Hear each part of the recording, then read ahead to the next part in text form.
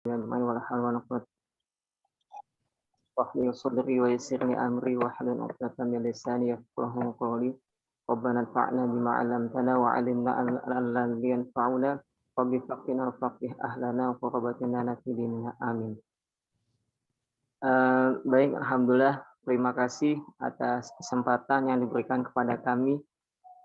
Langsung saja kepada kesimpulan. Langsung saja Ustaz, pada kesimpulan. Karena waktu yang terbatas. Kesimpulannya soalnya agak panjang Ustaz, mohon maaf. Kesimpulan.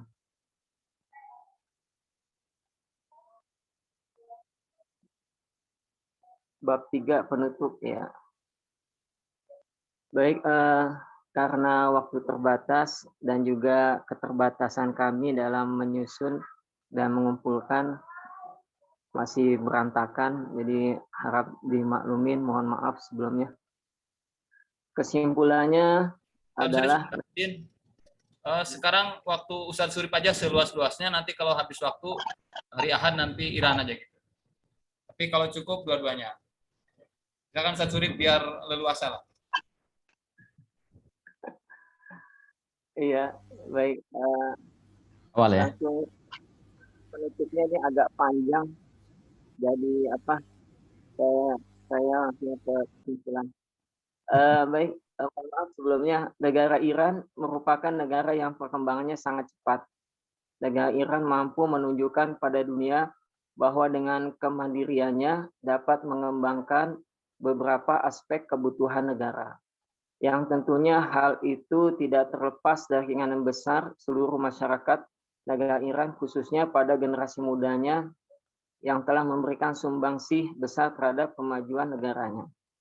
Jadi kekuatan itu pada pemuda. Berikan 10 pemuda untuk menggoncangkan dunia.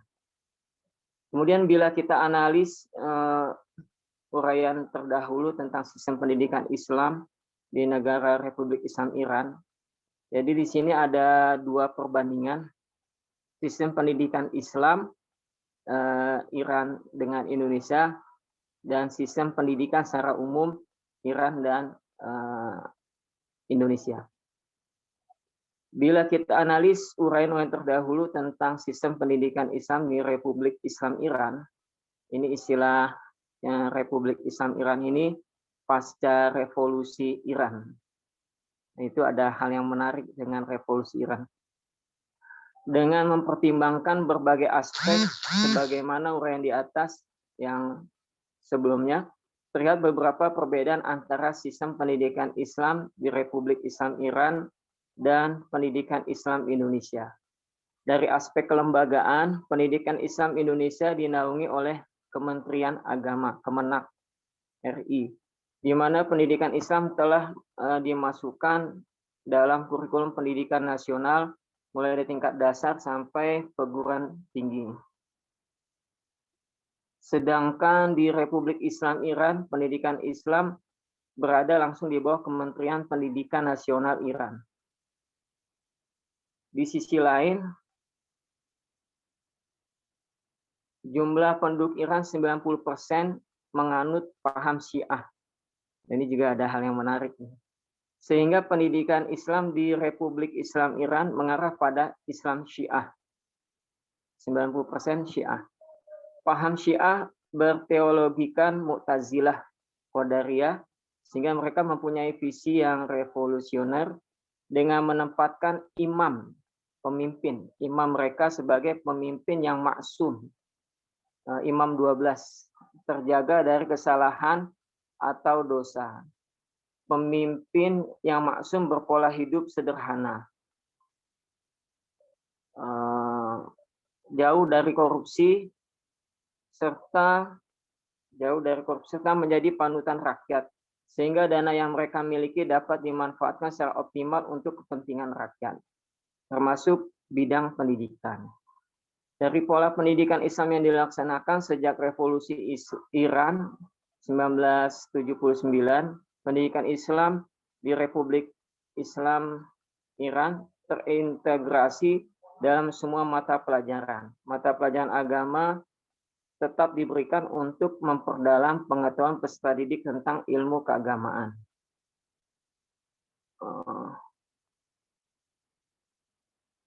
Untuk mengawasi dan memastikan bahwa lembaga pendidikan tetap memberikan materi pelajaran sesuai dengan ajaran Islam, lembaga pendidikan diawasi oleh lembaga revolusi kebudayaan.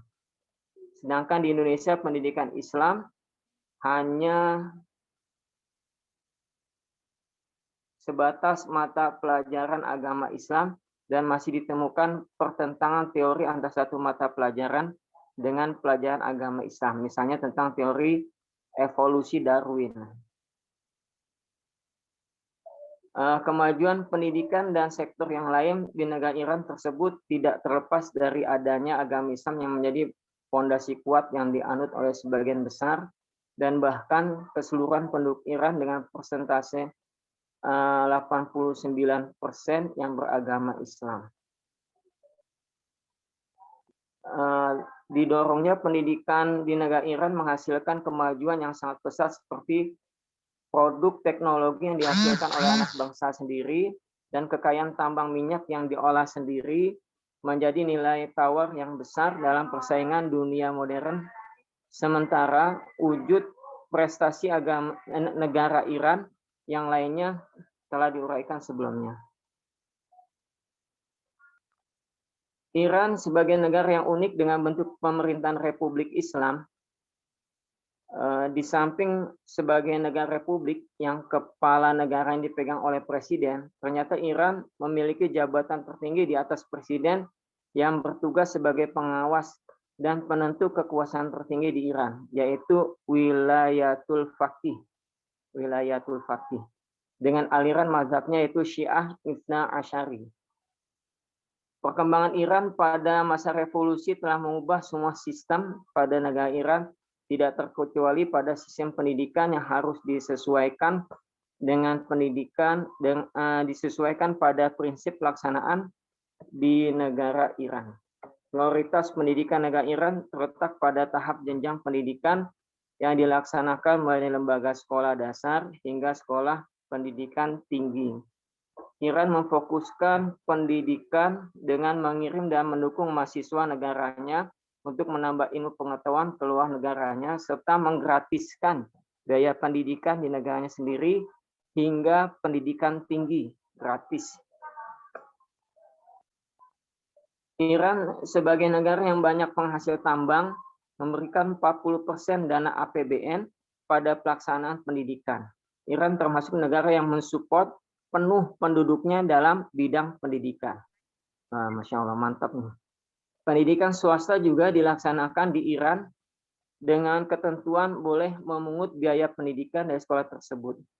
Iran termasuk negara yang konsisten terhadap pendidikan di negaranya.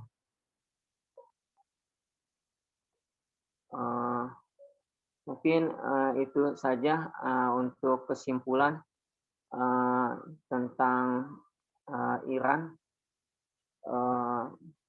dari kami yang bisa kami sampaikan pada kesempatan kali ini. Mungkin ada yang ingin ditambahkan dan pasti ada yang ditambahkan karena ini juga masih banyak kekurangannya dan kesalahannya. Ya, mohon maaf sebelumnya. Terima kasih. Dipersilahkan para asatidz sekalian untuk memberikan tambahan dan masukannya, dan terutama Pak Dokter mohon masukannya dan bimbingannya. Terima kasih.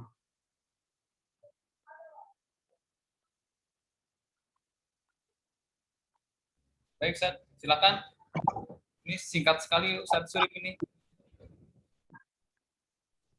Barangkali ada yang mau bertanya, silakan tentang pendidikan di Iran.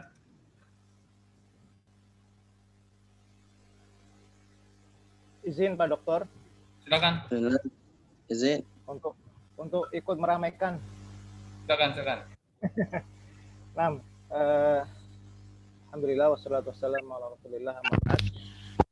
Tadi sudah disinggung oleh Ustaz Surip kaitan dengan Iran dan sempat mendengar disebutkan tentang revolusi Iran ya, yang kalau tidak salah pada tahun 1979, yang hakikatnya itu adalah revolusi Syiah.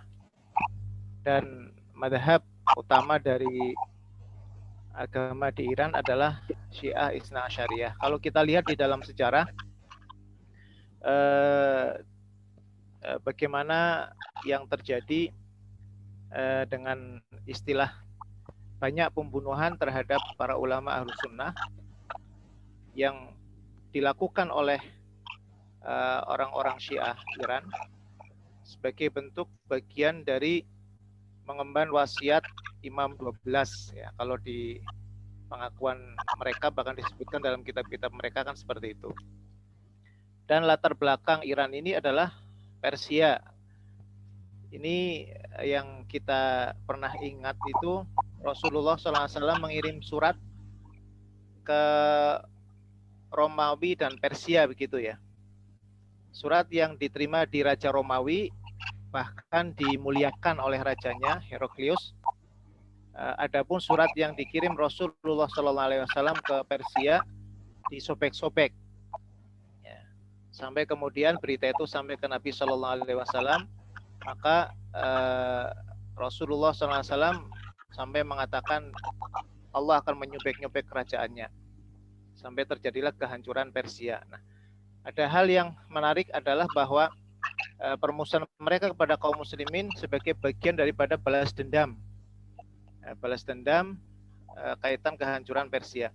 Nah, yang ingin barangkali saya ingin tanyakan, perlu barangkali untuk lebih diketahui tentang sistem pendidikan yang sebenarnya ada di Iran, ya, terutama dengan agama Syiah Isna Syariahnya, terutama di beberapa lembaga perguruan tinggi yang tidak sedikit mahasiswa Indonesia dikirim di sana. Yang terkenal adalah perguruan tinggi Al-Qum, ya, yang di situ adalah basisnya Syiah. Barangkali ada informasi dari Ustadz Surip atau mungkin dari asatidz yang lain kaitan dengan hal tersebut, ya, terutama sistem pendidikan atau manajemen pendidikan yang dijalankan oleh universitas seperti Al-Qum yang latar belakangnya adalah Syiah. Begitu Pak Dokter, terima kasih atas waktunya. Jazakallahu khairan. Ya, baik. Alhamdulillah. Waalaikumsalam. Terima kasih atas masukannya, Ustadz Ainun. Mudah-mudahan saya bisa sedikit menjawab ini. Adapun untuk sistem pendidikan Islam ya. Jadi ada dua sistem pendidikan secara umum dan sistem pendidikan Islam di Iran. Untuk pendidikan Islam di Iran, kalau yang saya baca-baca di beberapa jurnal itu semuanya positif semua gitu, tidak kelihatan yang lain yang aneh-aneh. Saya baca itu positif semua gitu. Itu saya belum menemukan yang apa sesungguhnya atau yang bagaimana gitu. Pendidikan di Iran, sistem pendidikan di Iran ini sebentar. Yang pertama ada namanya karakteristik pendidikan di negara Iran. Ya. Karakteristik ada ya. Yang pertama karakteristiknya terlebih dahulu.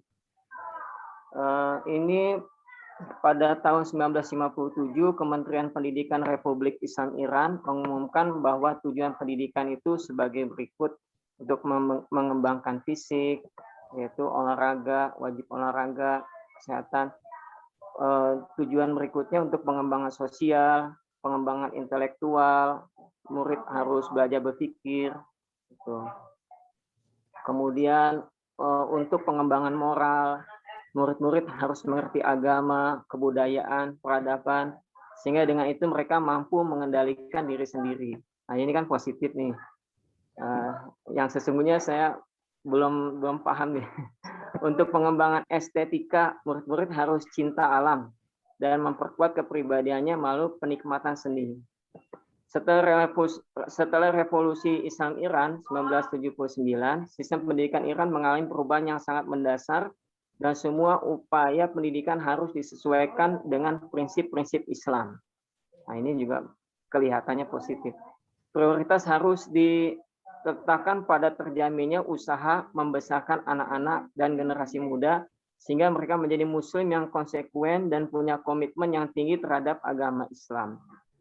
Upaya pendidikan diarahkan pada penggunaan Al-Quran, tradisi Islam, dan konstitusi Republik Islam Iran sebagai dasar dalam merumuskan tujuan dan sasaran pendidikan. Nah, itu. Tujuan dan sasaran pendidikan dirumuskan dari berbagai sumber, termasuk konstitusi dan laporan Dewan Tertinggi Perubahan Dasar Pendidikan yang ditunjuk oleh Dewan Tertinggi Revolusi Kebudayaan Iran. Sumber-sumber ini menggariskan bahwa pembangunan nasional adalah sasaran utama pendidikan. Nah, seperti itu. Kemudian struktur pendidikan, ada pendidikan prasekolah, ya, ada pendidikan dasar, gitu. Nah, seperti itu. Ya, sama seperti Indonesia, ada pendidikan menengah, gitu. Pendidikan tinggi. Kemudian ada pendidikan secara umum. Yang pertama, kemajuan pendidikan di negara Iran. Pertama adalah komitmen kuat untuk menjadikan Islam sebagai ideologi negara. Ya. Sungguh mencengangkan bahwa ideologi Islam dapat membuat mereka maju pada negara lain yang menggunakan ideologi Islam seakan-akan kelihatan mundur menurut sebagian orang. Di balik kesuksesan tersebut, ternyata salah satu rahasianya adalah bahwa Muslim Iran yang mayoritas menganut mazhab Syiah 89%, sangat menghargai rasionalitas seperti yang sudah dijelaskan di atas. Nah, ini kan seperti itu dari jurnal yang saya dapat seperti ini. Kemudian kondisi ini berbanding terbalik dengan Islam Indonesia yang ribut masalah kunut, enggak kunut, masalah perbedaan rakaat tarawih dan sebagainya. Kalau seakan-akan di Iran sana nggak ada ribut-ribut masalah gitu. Seakan-akan ya. Saya nggak tahu yang sesungguhnya. Cuma saya dapatnya dari jurnal-jurnal aja, belum dapat yang lain. Itu seperti itu. Tapi saya ini ada dapat pembandingnya tentang bahaya revolusi Iran dari sumber yang lain. Dari Ustadz Abu Nida.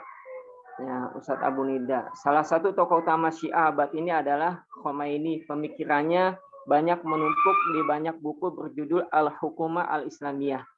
Buku ini dijadikan pegangan dalam menjalankan pemerintahan Syiah di Iran. Dilihat dari kitab-kitab yang menjadi sandaran mereka. Semakin jelas perbedaan antara Ahlus-Sunnah dengan Syiah. Ya. Kaum Syiah termasuk Khomeini tidak mengambil hadis Bukhari sebagai sumber pengambilan hukum. Sebab Bukhari mengeluarkan hadis sahih tentang afdoliyat, sifat keutamaan sahabat Abu Bakar, sahabat Umar, sahabat Utsman radhiyallahu anhum ajma'in. Nah, itu. Dalam kesempatan ini Ustadz Abu Nida mengangkat munculnya revolusi Islam, revolusi Iran dan dampaknya bagi kalangan Ahlus-Sunnah wal Jamaah. Revolusi Iran adalah revolusi Syiah. Nah, itu. Tadi yang seperti yang disebutkan Ustadz Ainun tadi. Jadi sesungguhnya revolusi Iran itu adalah artinya revolusi Syiah dengan slogan Asyarqiyah la Gorbiyah, Islamiyah, la Syarqiyah la Gorbiyah Islamiyah, yakni tidak timur dan tidak barat tapi Islamiyah. Maksudnya mereka tidak berkiblat kepada Amerika dan juga tidak berkiblat kepada Rusia, tapi bersandar kepada kesucian akidah Islamiyah. Ini bagaimana sikap kaum muslimin atau kalangan jamaah Islamiyah atau Harakah Islamiyah tentang revolusi tersebut. Dalam hal ini ada dua versi. Pertama, bagi jamaah atau harakah atau individu yang orientasinya dakwah dalam rangka tauhidullah berdasarkan Quran dan Sunnah dengan pemahaman salaful ummah dalam semua aspek kehidupan, tentu mereka akan menjawab bahwa revolusi Iran adalah revolusi Syiah. Itu versi pertama. Revolusi itu adalah dalam rangka menghancurkan Ahlus-Sunnah wal Jamaah Nah, itu pembandingnya. Jadi dengan kemenangan Khomeini berarti munculnya fitnah di kalangan umat Islam. Nah, kedua, jamaah atau haroka yang individunya tidak berasas tauhid dan manhaj salaf, mereka beragam penilaiannya. Bagi yang berorientasi pada persatuan Islam, ukhuwah Islamiyah, mereka mendukung dan membantunya, seperti yang dilakukan oleh beberapa tokoh harokat Islamiyah di Mesir, Yordania, Suriah, Sudan, Afrika Utara. Bahkan mereka mengucapkan selamat atas keberhasilan Khomeini. Nah, bahkan ucapin selamat. Mereka husnuzon kepada Khomeini dengan harapan setelah Iran berhasil melakukan revolusi bisa merembet ke jihad Afgan dan Suriah. Mereka tidak paham bahwa Syiah tengah bertakiyah. Nah, ini Ustadz Abu Nida nih. Kemudian setelah 3 tahun ternyata banyak orang ahlu sunnah di Iran dipenjara dan dihukum mati. Bagi yang berorientasi politik, mereka kagum dan memuji-muji Khomeini dengan berbagai macam pernyataan, seperti pernyataan Khomeini adalah pemimpin umat, Khomeini pemimpin sejati, sebab terbukti dengan kemandiriannya dia berhasil menumbangkan Syah Iran, ya, pemimpin sebelumnya yang berupa kerajaan. Jadi Iran itu sebelum revolusi berbentuk kerajaan, yaitu pemimpinnya Syah, ya. Ada Riza Shah. Itu ada pembahasan juga. Mereka mengatakan pula di mana pemimpin Ahlussunnah bagi yang orientasi dakwah yang mengutamakan terwujudnya masyarakat Islam, mereka akan mengatakan bahwa revolusi Iran adalah revolusi Islam. Buktinya di sana saat Islam dijalankan, mereka membangga-banggakan Khomeini dan dia melihat bukti bahwa ia berakidah Syiah yang dilihatnya hanya zahir semata. Memang orang-orang yang tidak mempunyai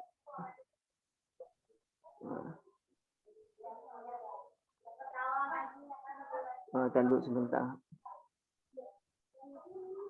Ya. Tadi sampai mana?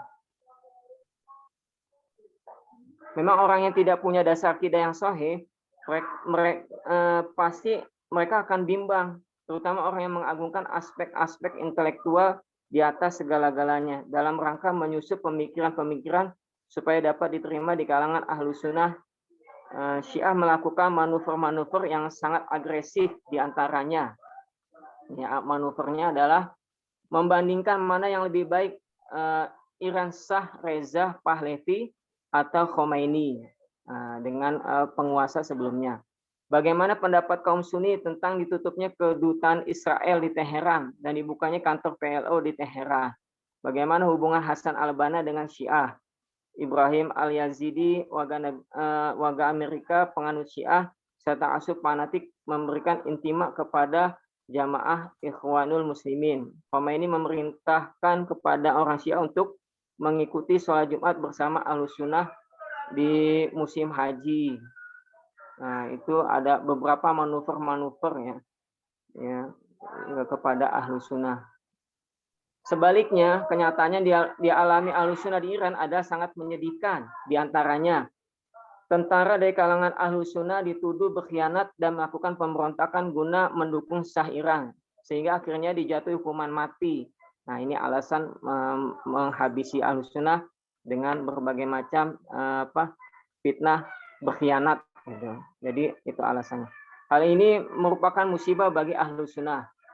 Kemudian menurut Syekh Muhammad Abdul Qadir Azzaq, Ketua Majelis Ulama Pakistan, Khomeini dahulu pernah menjanjikan akan memberikan sebidang tanah guna didirikan masjid bagi kalangan Ahlussunnah di Teheran. Meskipun tanah sudah dibayar, tapi kemudian pemerintah diperintahkan untuk menyita tanah tersebut. Nah ini pembandingnya yang saya cari-cari di beberapa itu, dan juga jawaban subhat-subhat yang dilontarkan oleh Syiah, apa yang dilakukan oleh Khomeini dan sebagainya. Ini sumbernya Abu Nida Aturos gitu. Nah, itu sumbernya. Majalah As-Sunnah 1996.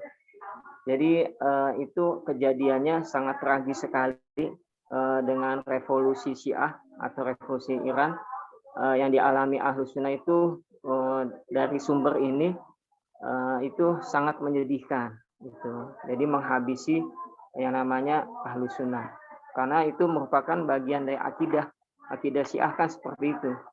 Ya, menghabisi Ahlus Sunnah seperti itu. Wallahu taala a'lam. Mungkin ada kesalahan atau mohon masukannya. Itu aja mungkin dari saya. Terima kasih. Silakan lanjut. Tambah dikit boleh Pak Dokter? Silakan.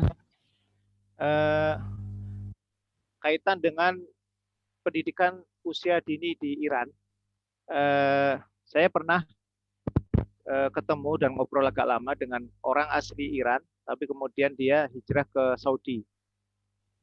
Ketika itu saya tanya kenapa kok pindah dari Iran ke Saudi.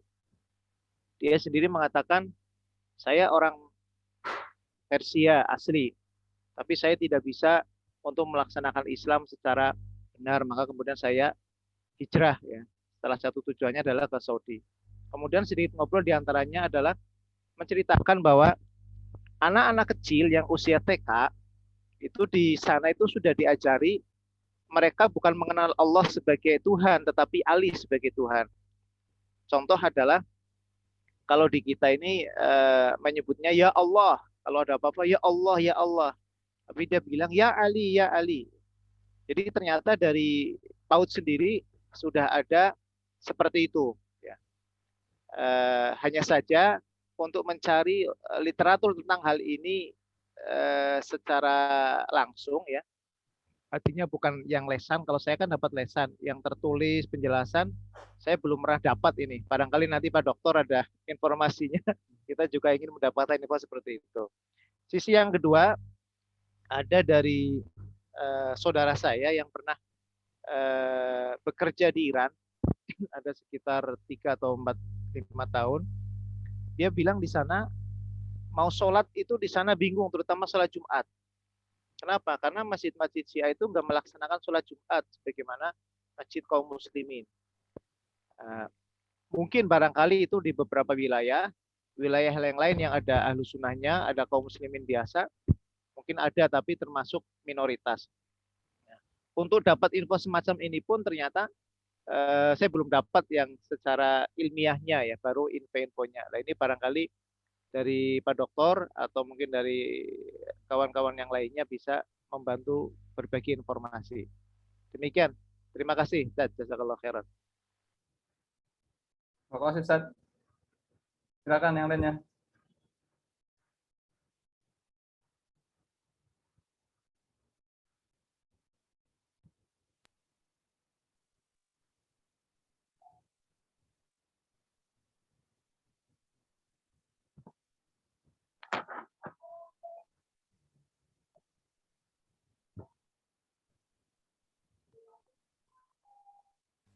Ya, mungkin sedikit Pak Dokter sebelum ada yang nanya.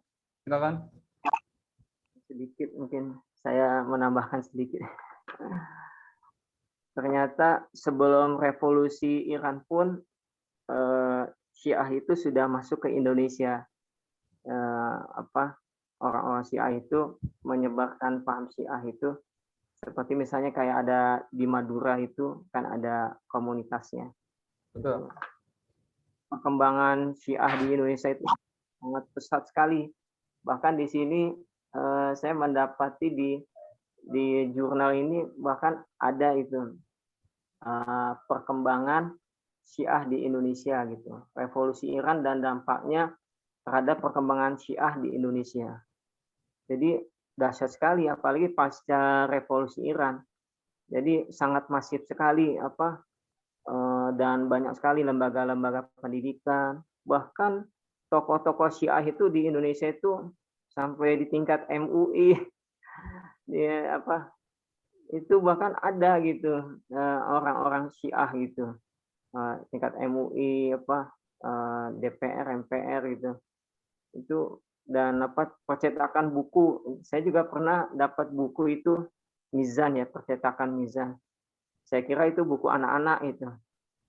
Ya memang buku anak-anak, maksudnya buku ya biasa gitu, buku agama anak-anak seperti biasa. Ternyata dibaca ya apa tentang Imam Ali, Imam itu. Ternyata di Indonesia pun banyak sekali itu. Saya kaget, langsung saya melarang anak untuk baca itu.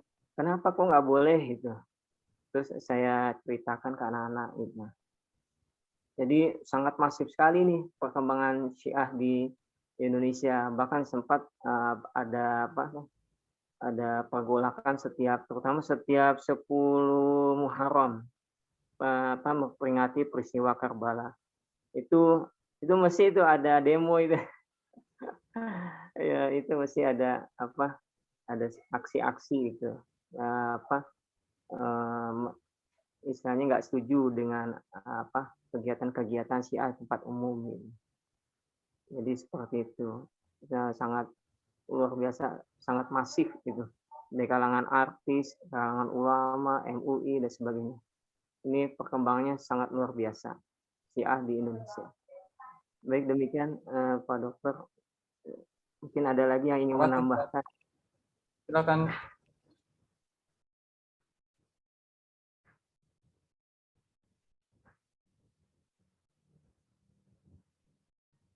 Silakan yang lainnya.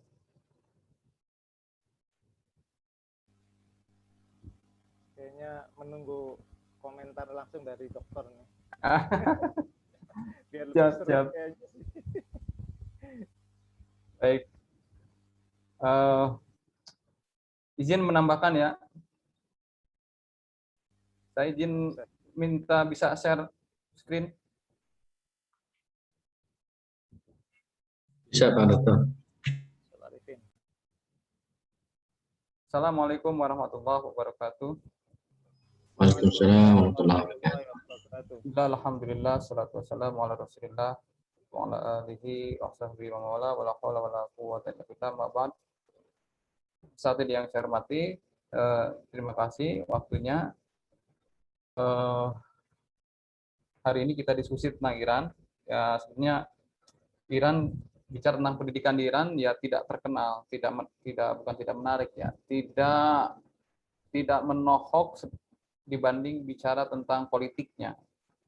Syiah itu kental, Iran itu kental dengan bicara politik, bicara imamah, bicara revolusi, itu dikaitkan dengan Iran. Tapi kalau bicara pendidikan jarang sekali. Tapi ini ada masuk ke tema diskusi karena memang ada usulan yang bicara tentang Iran biar kita sedikit banyak tahu bagaimana Iran di sistem pendidikannya.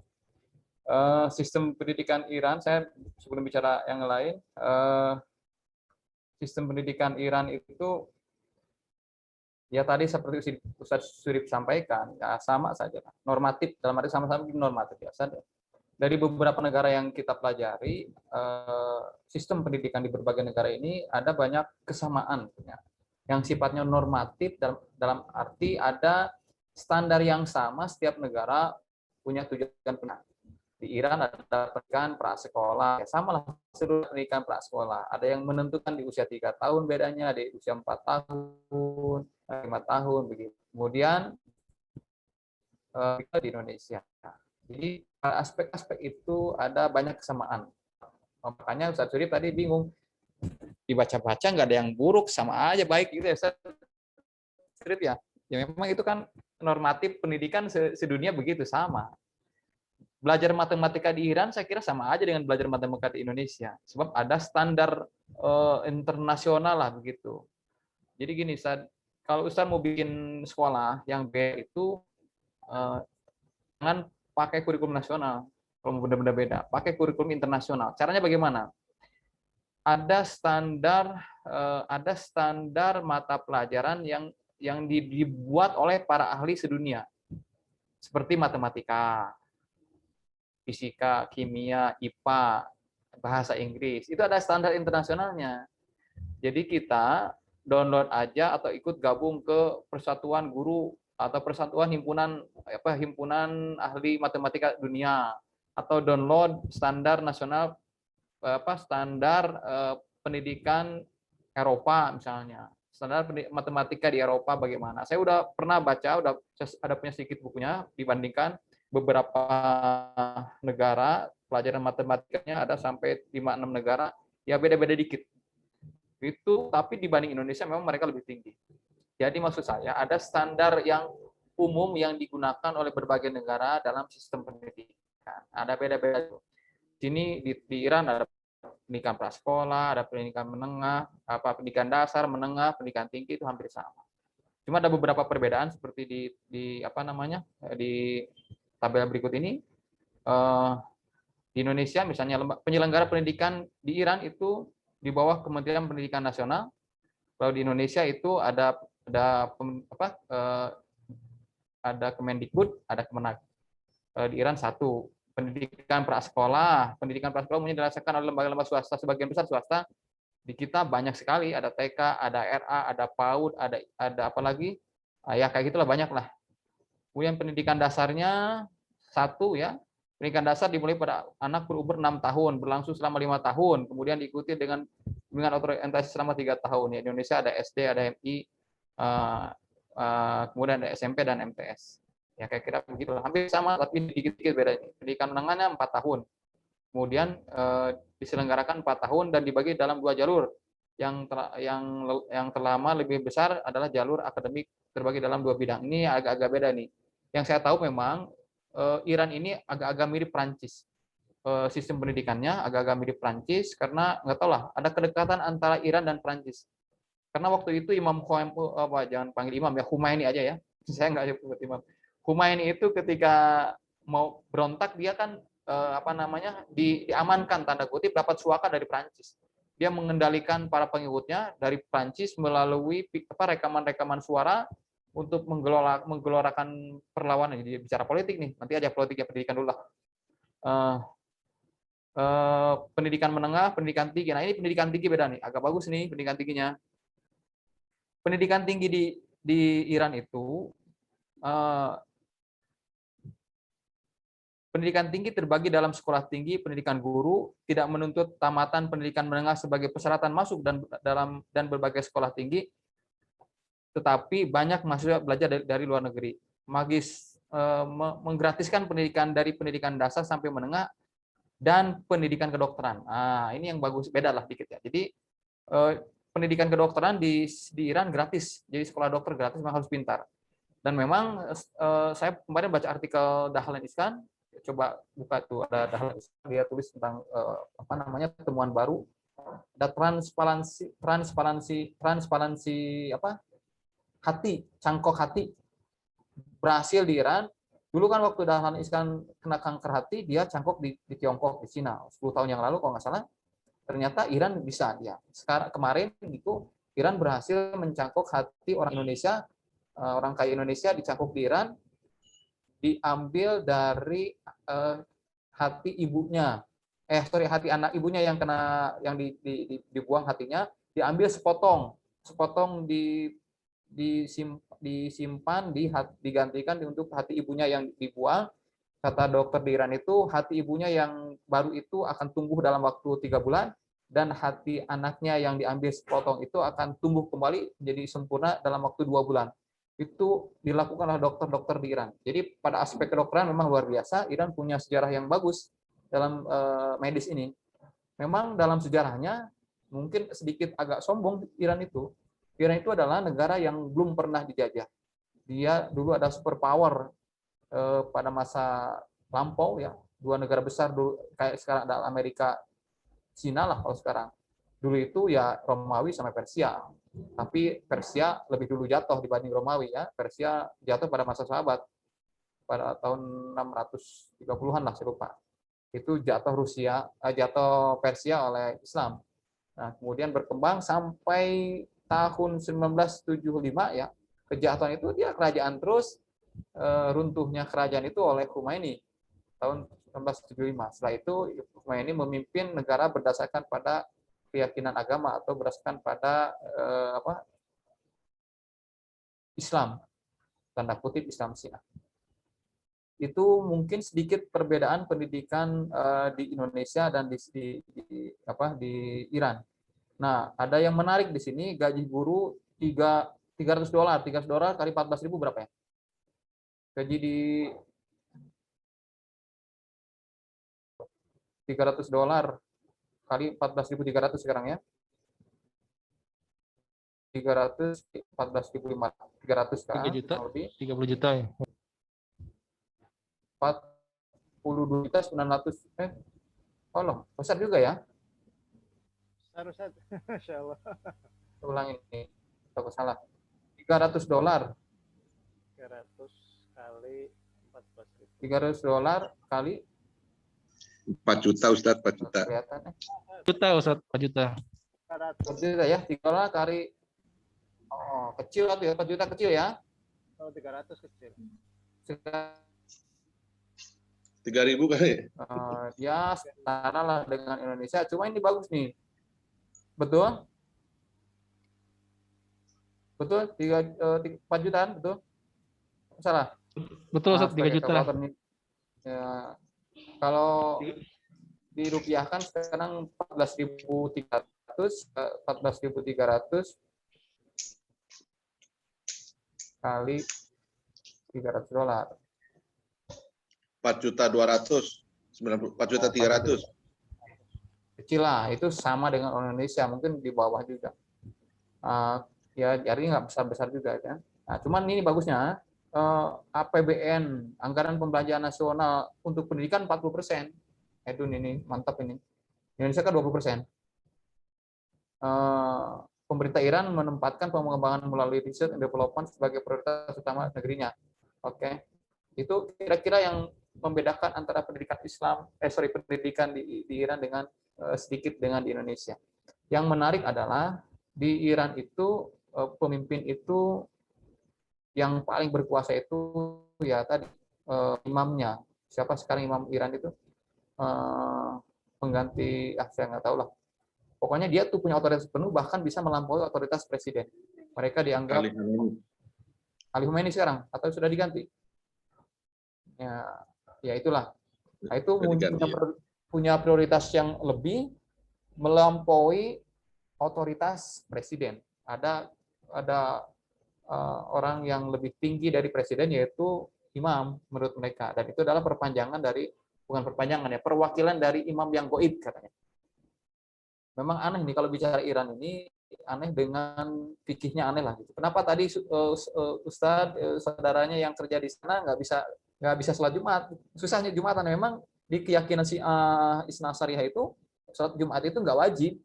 Sebelum turun imam yang gaib itu, Imam Mahdi itu. Jadi mereka sholat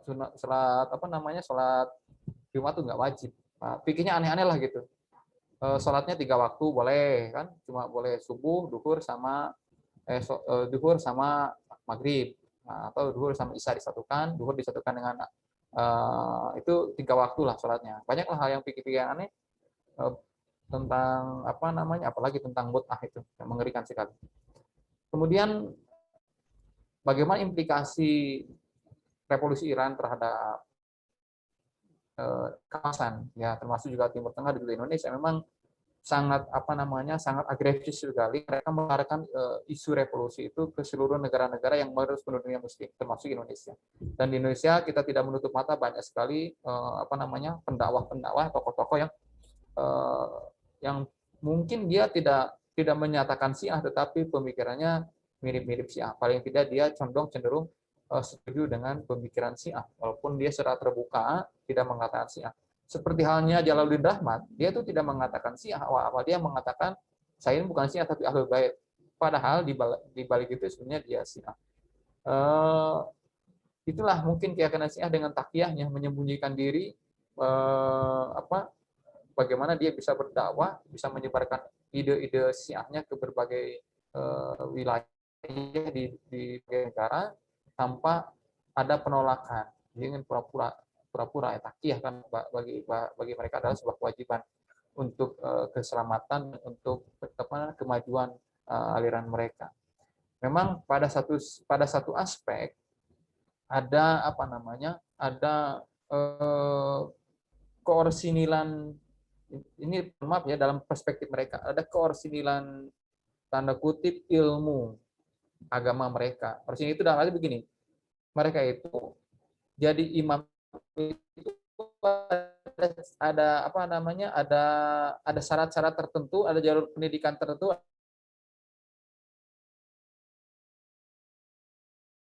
sampai masuk untuk bikin makalah itu, saya ketemu sama orang Syiah di Indonesia. Saya 3 hari lah saya selain membaca buku, saya juga masuk ke kelompok Syiah dan saya pelajari dari dekat sedikit, dapat informasi tentang Syiah, bagaimana Syiah itu ya kayak gitu.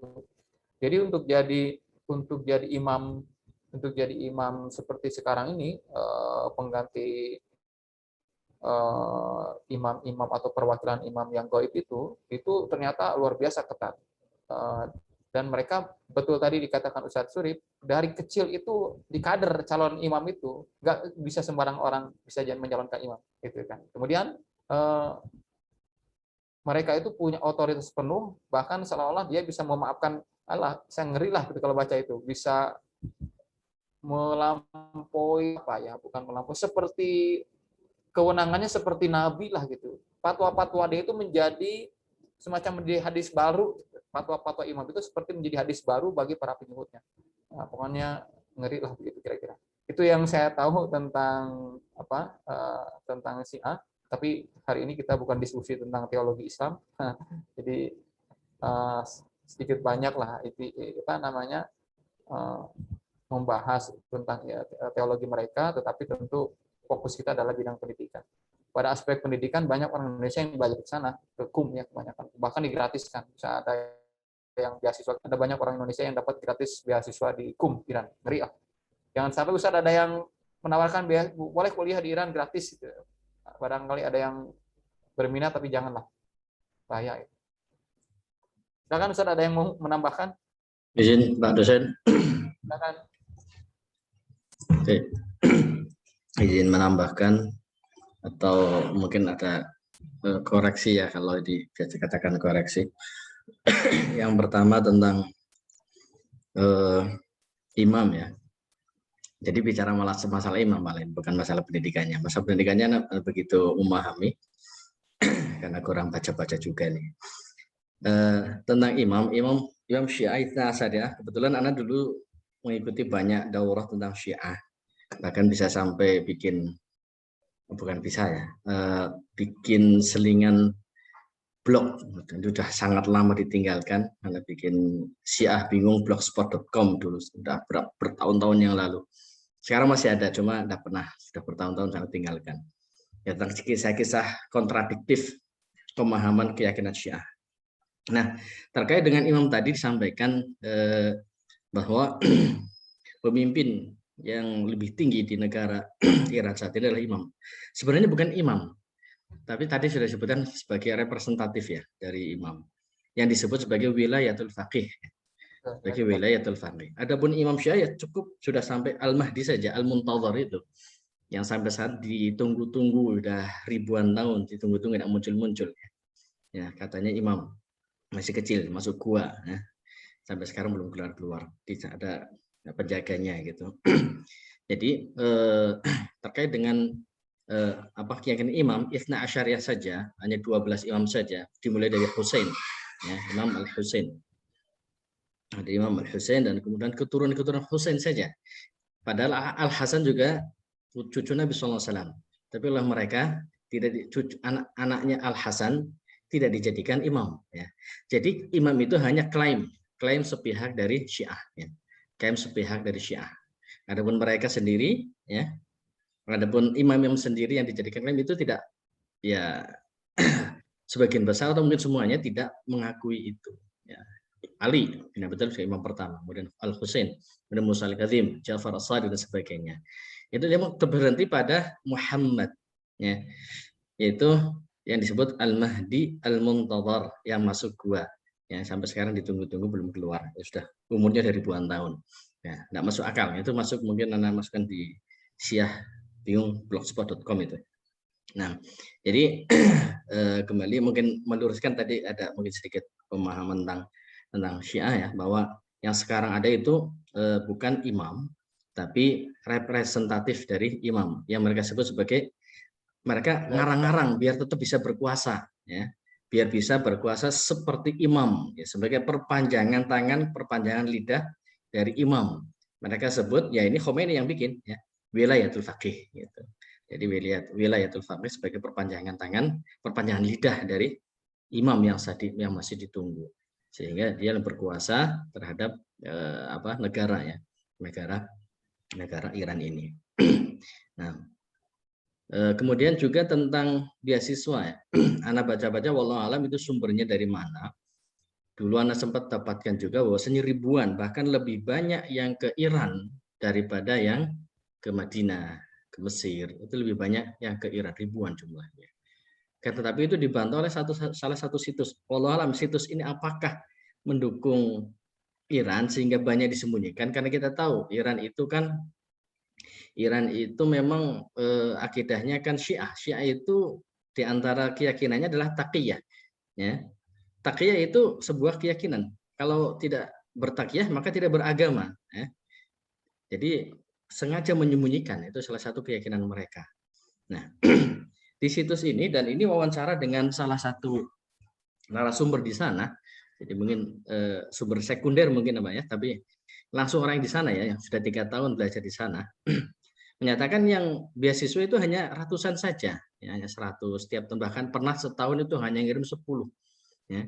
Tapi data-data yang didapatkan oleh duat, ya, oleh dai Ahlus Sunnah, ya, tentang yang belajar tentang Syiah, itu beasiswa yang dikirim ke sana itu mahasiswa itu banyak, ribuan, puluhan ribu, hanya ada di sana. Walau alam mana yang benar.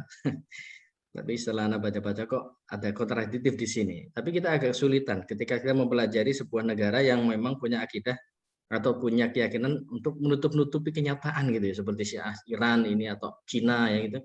Kita sering terbentur dengan fakta yang benar yang mana gitu. Jadi mendapatkan kebingungan di situ. Nah, seperti Israel juga kemarin ya, kita dapatkan beberapa kebingungan ya. Kadang fakta menunjukkan ini, tapi fakta yang lain menunjukkan ini. Jadi mungkin karena propaganda mereka ya. Jadi kita kesulitan untuk mendapatkan fakta yang sebenarnya tentang Iran atau Cina ataupun dengan kemarin itu Israel ya. Nah, jadi masalah beasiswa. Nah, selanjutnya mungkin itu saja yang perlu Ana tambahkan gitu. Mohon maaf kalau kurang berkenan ya. Sekarang Ustaz Syarif, Masya Allah. Terima kasih Ustaz. Itu tadi ada wilayatul faqih ya. Wilayatul faqih itu apa ya? Jadi orang yang mewakili karena Nabi tidak ada, imam tidak ada, dia yang mewakilinya. Begitu kan Ustaz ya? Ya, wilayatul faqih namanya. Nah, itu di Syiah itu memang ada Syiah itu banyak alirannya. Di Indonesia yang terkenal Islam Syariah, tapi sebenarnya ada Syiah Zaidiyah, ada Syiah apalagi Syiah Ismailiyah, ada Syiah Fatimiyah, banyak sekali, tapi yang paling moderat itu Syiah Zaidiyah kalau nggak salah. Ya, yang lebih dekat ke Ahlus Sunnah. Sahabat, yang tidak mengkafirkan sahabat, yang tidak apa namanya, tapi itu minoritas. Setelah itu memang minoritas. Yang paling banyak di Iran itu Islam Syariah yang memang membenci sekali sahabat itu. Yang mengerikan sekali. Ya. Ada lagi yang barangkali silakan. Tapi itu Iran jadi gini ya, uniknya Iran itu saya membaca peta politik atau kemana arah Iran itu, mereka kan seolah-olah mewakili umat Islam ketika memusuhi Amerika. Apakah betul-betul dia itu musuh Amerika atau dia di belakang temannya Amerika, nggak tahu. Tapi kalau di depan publik itu kan bendera Amerika dan Israel itu betul-betul dihinakan begitu. Termasuk juga ada Hizbullah. Libanon itu kan Hizbullah itu adalah mayoritas Syiah, kan, tentara Syiah yang perang melawan Israel. Pernah Libanon itu kan banyak orang Syiahnya di sana dan tentaranya adalah Hizbullah namanya, yang memerangi Israel itu adalah orang Syiah yang tinggal di Libanon. Rumit lah. Saya memahami kalau itu dari aspek politik rumit. Pura-pura berteman, padahal pura-pura musuh berteman. Nggak ngerti saya. Tapi kalau George Bush itu mengatakan poros setan, Iran itu adalah poros setan. Jadi memang dia mengatakan musuh. Kemudian presiden berikutnya siapa kemarin Barack Obama pun begitu, termasuk yang terbaru Biden juga tetap. Tapi John Biden itu sekarang mau rujuk katanya, mau rujuk dengan Iran. Iran ditakuti karena punya senjata nuklir. Dia bisa membuat nuklir, takut sekali. Dan dia bisa membuat roket itu sampai ke Israel. Takut sekali berantem di Timur Tengah, keluar senjata nuklirnya bisa hancur semua kan begitu.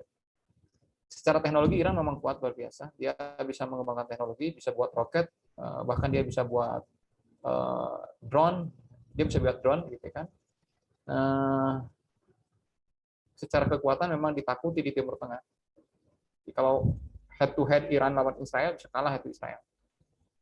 Sehingga terus dimusuhi. Tapi ketika kita melihat Lebanon perang melawan Israel, ya semua orang pasti dukung Lebanon karena Israel musuh bersama. Tetapi di satu sisi dia adalah orang-orang Syiah begitu.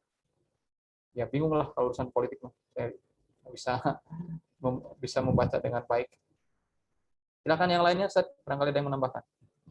Sepertinya kalau untuk Rusia minggu depan aja, Ustaz ya. Ini waktunya atau hari Ahad besok aja. Waktunya sudah jam 5.13. Tidak mengapa. Ya, silakan ada yang menambahkan bagaimana pendidikan di Iran? Izin Ustaz, kaitan dengan pendidikan. Yang sempat saya baca-baca, kalau sistem pendidikan di Iran itu kan menganut sistem sentralistik ya, di mana tersentral diatur di pemerintah pusat. Nah, apakah ada kayak semacam di kita pendidikan-pendidikan yang non formal yang sifatnya seperti kursus-kursus dan yang semisalnya begitu? Kayaknya mungkin ada yang luput dari saya. Syukur, terima kasih. Seperti halnya Indonesia, negara-negara Timur Tengah, negara-negara yang mayoritas Muslim itu bukan negara-negara kaya, itu pasti melibatkan swasta dalam pengelolaan, dalam penyelenggaraan pendidikan. Nah, pelibatan masyarakat dalam penyelenggaraan pendidikan ini memungkinkan semua elemen masyarakat mendirikan pendidikan baik formal maupun non formal, baik pendidikan pelatihan, kursus dan sebagainya itu pasti ada. Ini normatif, Ustaz. Jadi hampir di semua negara ada pendidikan seperti itu, dan itu diakui sertifikatnya, diakui ijazahnya. Sama halnya juga di Indonesia, saya kira begitu. Cuma mungkin di beberapa negara maju sekarang ada tren bahwa pendidikan formal itu bukan menjadi ukuran untuk kemampuan atau kompetensi kerja. Sekarang itu ada tren pelatihan sertifikasi itu menjadi ukuran, justru adalah sebagai salah satu ukuran untuk kompetensi kerja. Mohon maaf, di Amerika ada pelatihan yang tersertifikasi, yang sertifikasinya itu sangat valid ya, sangat bagus, dan itu bisa mengalahkan ijazah pendidikan formal. Nah, lembaga-lembaga pendidikan non formal ini kalau di negara maju sangat kuat. Trennya begitu, Ustaz. Nah, di negara-negara berkembang masih masih belum sekuat di negara-negara maju. Artinya apa? Bahwa untuk sampai pada keahlian kerja, untuk sampai pada kompetensi yang baik itu tidak, beberapa perusahaan besar itu tidak terlalu mengedepankan ijazah pendidikan formal. Tapi kalau menurut saya, mohon maaf ya, kayak di Indonesia atau kayak di Iran, di Timur Tengah itu belum sampai ke sana trennya, belum sampai, masih tetap harus berijazah formal. Jadi formalitas ijazah itu penting sekali di Indonesia. Di Ustadz sayang sekali kalau tidak selesai S2-nya gitu kan di Indonesia ini, karena memang penting sekali, masih statusnya sangat penting sekali kalau di Indonesia. Kira-kira begitu, Ustadz. Nah, ada yang menarik di Iran itu, sebelum kuliah itu harus ikut pelatihan dulu. Bukan pelatihan, persiapan prakuliah lah. Saya kira bagus. Tapi di Indonesia pun ada beberapa kampus di Indonesia ada persiapan prakuliah, tetapi bukan ke S1, S2, namanya matrikulasi. Dari S1 ke S2, sebelum ke S2 biasanya ada matrikulasi. Waktunya beda-beda, ada yang 1 bulan, 2 bulan, ada yang 1 semester. Tapi di beberapa kampus. Kalau saya termasuk yang pernah ikut matrikulasi waktu saya S2 di UIN tahun 2000, saya ada matrikulasi berapa mata kuliah ya? Ya, persiapan untuk S2. Jadi kita sudah terima S2, tapi sebelum masuk mata kuliah resmi kita ikut matrikulasi. Nah, kalau di Iran S1, sebelum S1 ada prakuliah, itu namanya istilahnya apa namanya? Lupa lah. Itu persiapan menuju pendidikan S1.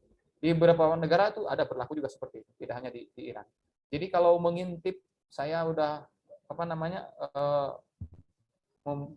memegang mata kuliah studi komparatif ini, jadi kok di negara mereka begitu ya, sebelum kuliah harus matrikulasi dulu. Ada yang ada yang SMA-nya 4 tahun gitu kan. Tapi setara dengan lulusan diploma 1 gitu, D1 kalau di Indonesia. Ya ternyata sebetulnya itu bukan hal yang baru. Di beberapa di Indonesia mungkin baru, tapi di negara-negara yang lain sudah dipakai. Seperti nanti mungkin saya besok kalau ada waktu saya akan menjelaskan bagaimana pendidikan di Singapura. Unik juga di Singapura itu. Unik. Karena kita Singapura, Malaysia, Indonesia itu berdekatan. Bahkan ada pulau yang dekat dengan Singapura. Tapi kontras sekali ya. Sistem pendidikannya kontras, kualitas pendidikannya kontras. Padahal kan tinggal nyontek aja kan. Beda cuma 20 menit nyebrang dari dari Riau itu ya ke Singapura itu. Tapi kontras sekali bedanya. Kenapa nggak nyontek aja tuh dari provinsi itu jangan ke Jakarta, nyonteknya ke Singapura yang dekat gitu kan. Nggak bisa begitu juga ternyata. Nah, kira-kira begitu Ustaz. Barangkali ada yang menambahkan, silakan. Mohon maaf Pak Ustaz. Silakan. Kalau di kita ini kan sering ada yang istilahnya salah jurusan gitu ya Ustaz ya. Salah jurusan. Dari teknik masuk ke PAI misalnya gitu ya. Angkot gitu ya. Salah jurusan. Ustaz Tato Roman. Betul. Artinya sama lah ya. Beberapa yang jurusan syariah masuknya ke PAI dan semisalnya itu. Apakah memang secara aturan ada aturan resmi di perguruan tinggi di mana agar yang bersangkutan itu nanti diakui atau tidaknya harus runtut antara jurusan dari 1, 2 sampai S3-nya begitu. Seperti Indonesia ataupun mungkin di negara lain. Karena sepertinya selama ini kita membahas tentang pendidikan komparatif ini ya di dunia nggak jauh-jauh beda lah, hanya sedikit-sedikit aja yang SD-nya 4 tahun atau 6 sekian tahun dan sebagainya. Mohon barangkali penjelasannya dari Pak dosen ini, kita ingin tahu. Baik. Sekarang pertanyaannya jadi gini. Tidak hanya di Indonesia sebetulnya, kita pindah S2 jurusan apapun, pindah di luar negeri, kita ngambil pendidikan apa di luar negeri, boleh aja. Kita ke Australia ngambil ekonomi, bisa saja, walaupun kita S1-nya mestinya pendidikan. Bisa saja di Australia ngambil ekonomi. Nah, itu terjadi. Bahkan ada beberapa fakultas di Timur Tengah, setahu saya kayak di Arab Saudi juga, ada, kita bisa ngambil syariah.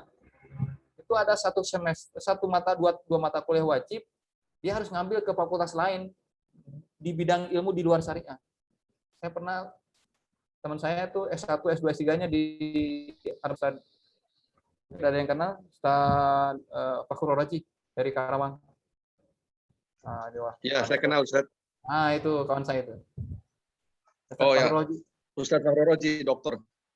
Dokter Fakhrul Raji, dia S1, S2, S3-nya kan di Arab Saudi. Itu kawan saya itu. Saya gitu. pernah Purwakarta Ustaz. Ya, betul sekali. Dia cerita, waktu saya kuliah di sana, saya harus ngambil mata kuliah wajib di luar itu. Di luar keilmuan saya. Jadi artinya ya nggak murni kita ilmu itu syariah gitu. Kita buta sama sekali ilmu yang lain, ya repot juga. Kita hidup bermasyarakat, tidak semua orang satu rumpun ilmu kita bersosialisasi gitu kan. Beberapa perguruan tinggi di dunia, bukan hanya saya baca juga di Timur Tengah begitu. Ada di beberapa negara Eropa begitu. Nah, di Indonesia ada kemungkinan itu juga. Ada Merdeka Belajar Nadiem Makarim itu ada konsep, ada kewajiban nanti seorang mahasiswa mengambil 1-2 mata kuliah di luar disiplin ilmunya. Nah, itu sangat memungkinkan. Jadi tidak, tanda kutip ya, tidak berdosa. Kita keluar dari keilmuan S1 kita ngambil pendidikan, saya orang teknik begitu, nggak masalah. Sebab ya ilmu sangat terbuka lah. Kecuali beberapa disiplin ilmu tertentu yang membutuhkan jenjang keilmuan yang jelas seperti kedokteran, seperti psikologi. Nah itu nggak bisa. Kalau kedokteran nggak bisa kita mengambil S2 kedokteran apa nggak begitu bisa. Tapi orang kedokteran ngambil pendidikan boleh Pak. Kawan saya itu S1 dokter, fakultas kedokteran, S2-nya MPD, S3-nya kedokteran lagi, bidang kedokteran lagi. S2-nya di MPD sama MAG, sama dia dua S2-nya. Jadi boleh lah. Tapi kalau dari non kedokteran masuk ke kedokteran nggak bisa. Kalau dari non psikologi masuk ke ilmu psikologi nggak bisa. Ada beberapa ilmu yang memang secara ketat. Kenapa? Ini berdampak pada berdampak pada nanti penerapan ilmunya bisa gagal lah, bisa malpraktek. Kalau dokter ya berakibat pada malpraktek, begitupun psikolog nggak bisa. Dia bukan S1 psikologi, dia ngambil S2 MPSI nggak bisa. Karena ini kalau dia dapat S2 MPSI kan dia nanti dapat gelar psikolog kan. Kalau kita ngambil S1 psikologi nggak dapat gelar psikolog, cuma sarjana psikologi. Untuk mendapatkan gelar psikolog itu harus S2 psikologi. Nah, untuk dapat gelar untuk mendapatkan keahlian psikolog itu harus S1-nya sama S2-nya matching. Kira-kira begitu. Ilmu-ilmu yang lain terbuka. Tetapi bukan tidak mungkin kayak Ustaz Pak Rahmannya dari teknik mengambil magister pendidikan, tetap beliau itu luar biasa otodidaknya, banyak baca tentang pendidikan, bisa kalah tuh yang sarjana pendidikan tuh bisa kalah. Tahu Munib Khotib yang bukunya memanusiakan yang terkenal, dia bikin banyak sekolah. Munib Khotib itu S1-nya sarjana hukum, tapi dia sekarang baca buku tentang pendidikan. Karena dia banyak baca tentang pendidikan, dia ngambil S2 jarak jauh ya kayak kita begini di Amerika kalau nggak salah. Tapi nggak pernah ke sana dia jarak jauh. Karena dia ulet, banyak belajar tentang bacanya banyak tentang pendidikan, walaupun S1-nya sarjana hukum, ternyata bisa mengalahkan orang yang sudah lama di S1 pendidikan. Jadi ilmu yang terbuka gini memungkinkan kita bisa belajar dan tidak menutup kemungkinan juga keahlian itu bisa diperoleh ketika dia masuk S2. Beda dengan yang tadi kayak kedokteran, kayak psikologi itu memang banyak prakteknya, nggak bisa otodidak baca-baca, tetap aja harus praktek di rumah sakit. Psikolog juga harus praktek di di tempat-tempat psikologi lah, gitu banyak prakteknya. Kayak gitu nggak bisa otodidak, kayak praktek otodidak bedah minor gitu nggak bisa, bedah itu nggak bisa, dia harus tetap S1. Nah kalau yang tadi kan pendidikan, saat waktu Rahman orang teknik tapi misalnya serius di pendidikan, S2-nya ngambil pendidikan, banyak referensi baca tentang pendidikan, ya bisa melampaui orang sarjana pendidikan. Sebab apa? Saat ya, saya bicara banyak orang begini, termasuk ke istri saya, ke anak saya nanti gini, kalau Anda mau tahu ilmu yang terbuka ini, Anda download aja silabus misalnya mau tahu tentang gimana sih fakultas sejarah itu, bagaimana sih fakultas humaniora itu, bagaimana sih fakultas ilmu-ilmu sosial yang lain gitu ya, download aja silabusnya, pelajari. Silabus itu kan biasanya dibuat oleh ahli, dosen ahli merumuskan mata kuliah apa yang harus dikuasai, kemudian urutannya pun udah jelas yang mereka yang tentukan, ya kita minta silabusnya, lalu kita baca berdasarkan urutan itu, ya dapatlah ilmunya, walaupun belum mungkin tidak sempurna seperti kita berhadapan dengan dosen, tapi paling tidak referensi bisa kita pelajari, bukunya bisa kita baca, dan itu tentu memungkinkan kita bisa meningkat kemampuan kita. Kira-kira begitu, Ustaz.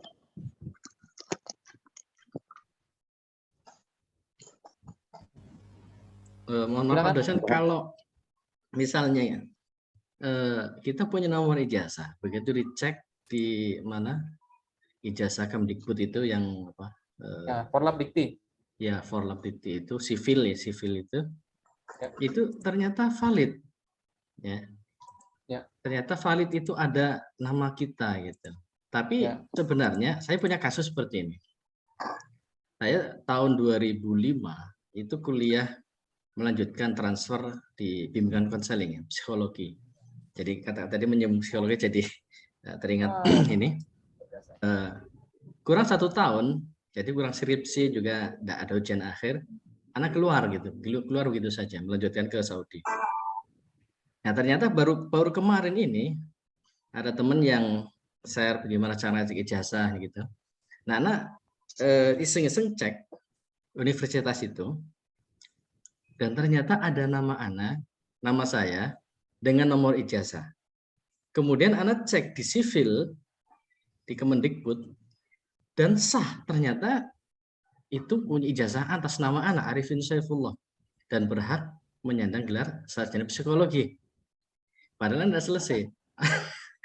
Bagaimana ini? Apakah sah menyandang gelar sarjana psikologi karena punya nomor ijazah? Padahal tidak ikut wisuda. Ustaz gini, ini rahasia nih ya, rahasia nih. Sudah lunas mungkin Ustaz. Kayaknya udah tahu nih. Ustaz, ini rahasia nih ya, saya kasih tahu nih. Udah keluar nggak dikeluarkan. Jadi Ustadz itu dianggap lulus oleh fakultas itu. Kenapa begini? Ini rahasia pribadi gini. Saya kan 8 tahun jadi ketua STI, sekarang jadi ketua STI agak tahu sedikit bab itu. Ya, mungkin perlu 40 tahun Jadi kita. Jadi gini, Ustaz, ini rahasia lembaga. Jadi gini, jika kampus rasio antara masuk dan keluarnya tidak seimbang, itu buruk nilainya. Kalau masuk 300, keluar 250, buruk nilainya. Jadi ada kemungkinan Ustadz itu dinyatakan lulus secara administratif. Secara administratif untuk menyelamatkan, ini rahasia jangan bilang-bilang tapi bisa memojokkan. Iya. Ya. Ini jangan rahasia. Saya agak tahu karena memang kerjaan saya mengontrol itu, jangan sampai antara masuk dan keluar nggak seimbang. Gitu, bila perlu yang belum lulus, yang mau DO, telepon supaya dia lulus, gimana caranya lah gitu. Nah, so nomornya sudah masuk. Nomor kan sekarang online, Pak. Nomor masuk. Nomor yang masuk dengan nomor yang keluar kok beda, jauh bedanya. Udah jelek itu kampus. Nah, nilainya. Jadi yang kedua, ini saran saya, Ustaz ya. Ustaz bisa pinta itu. Ini gimana caranya itu? Supaya bisa benar-benar keluar. Jadi gimana nego lah. Itu udah benar, itu udah keluar nomor ijazahnya itu. Berarti bisa dapat ijazah? Bisa minta dia. Tapi kalau ngasih itu juga. Sempat Anda hubungin, Pak, ini saya dapat ijazah, nomornya benar. Kemudian saya tampilan screenshot pengecekan ijazah di Kemendikbud. Ini nama saya, Pak. Saya masuk. Cuma orangnya nggak bisa ngasih jawaban, katanya. Belum berani ngasih jawaban. Jadi belum saya follow up lagi itu. Dan pun kalau misalnya follow up, mungkin saya suruh bayar sisanya. Kurang 1 tahun. Jadi punya 2 ijazah, Ustaz, nanti bagus lah. Iya, banyak ijazahnya. Melengkapi yang kurang-kurangnya gitu. Ini nilai langsingnya kurang nih, tolong hubungi anu begitu paling gitu.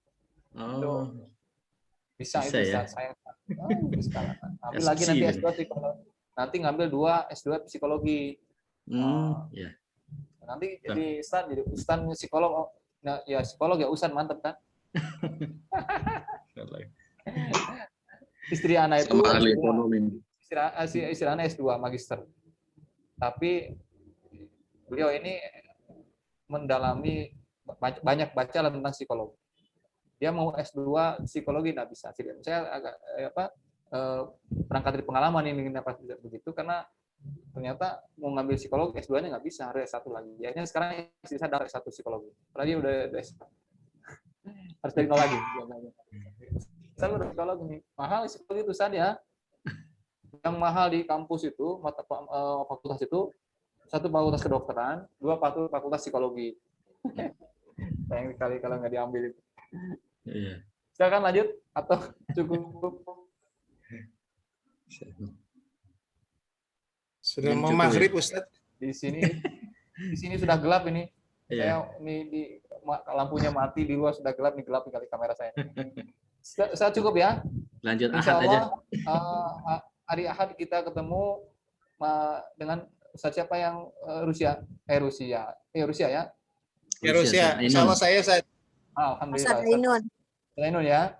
Insya Allah kalau ada waktu tambah saya Singapura kalau ada waktu, kalau tidak ya cukup Rusia. Kita menunggu Singapurnya Ustaz, penasaran itu.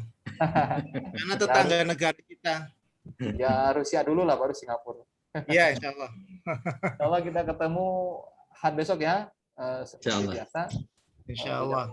Terima kasih, mohon maaf bila ada hal-hal yang kurang berkenan. Assalamualaikum warahmatullahi wabarakatuh. Waalaikumsalam warahmatullahi wabarakatuh. Jazakumullah khairan, Pak Dr. Izin lab dulu. Kurang Ustaz. Tutup aja.